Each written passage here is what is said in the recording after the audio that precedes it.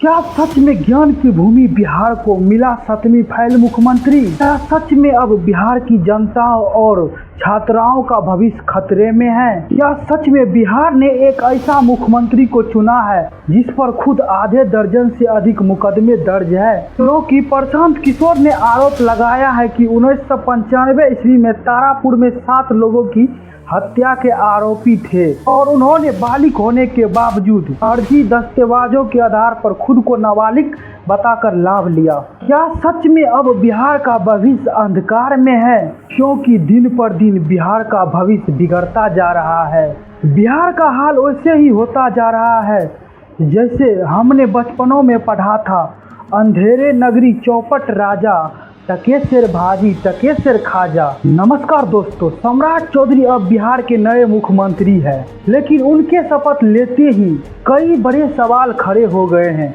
जैसा कि पहला ही सवाल है, क्या ये नीतीश कुमार के छोड़े हुए रास्ते पर चलेंगे या ये अपना खुद का एक अलग रास्ता बनाएंगे काम करने का? क्योंकि जन स्वराज के प्रवक्ता प्रशांत किशोर जी का कहना है कि बिहार का कंट्रोल अब बिहार में नहीं गुजरात में है। चलिए दोस्तों, सबसे पहले बात करते हैं सम्राट चौधरी के बैकग्राउंड के बारे में। सम्राट चौधरी का जन्म 16 नवंबर 1968 को बिहार मुंगेर जिले के लखनपुर गांव में हुआ था। वह बिहार का एक प्रमुख राजनेता है और उनके पिता शकुनी चौधरी और माता पार्वती देवी दोनों ही बिहार की राजनीति में सक्रिय रहे हैं। दोस्तों, अब जरा नजर डालते हैं ये कहां तक पढ़े लिखे हैं। क्या सच में ये 7वीं फेल है? सम्राट चौधरी खुद बताते हैं कि उन्होंने शुरुआती शिक्षा बिहार के मुंगेर जिले लखनपुर गांव से पूरी की है और उच्च शिक्षा उन्होंने मदुरै कामराज विश्वविद्यालय से प्री फाउंडेशन कोर्स PFC किया है।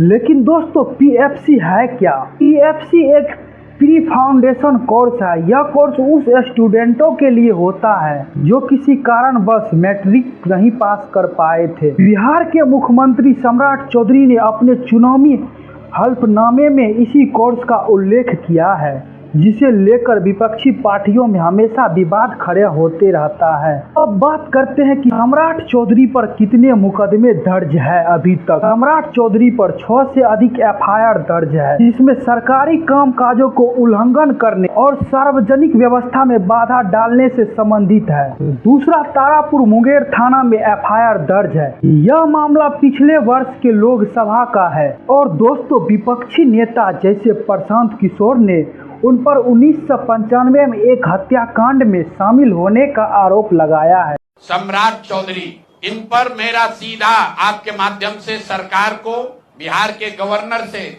बिहार सरकार से, केंद्र सरकार से मेरा अनुरोध है कि इनको हत्या के आरोप में, ये हत्या के अभियुक्त हैं, इनको तुरंत पद से बर्खास्त करके गिरफ्तार किया जाए। तारापुर में 1995 में 7 लोगों की जो हत्या हुई और 7 मारे जाने वाले लोग कुशवाहा समाज के लोग थे। 7 लोगों की जिनकी हत्या के ये अभियुक्त हैं, आरोप नहीं है, मैं शब्द बहुत समझ के बोल रहा हूँ।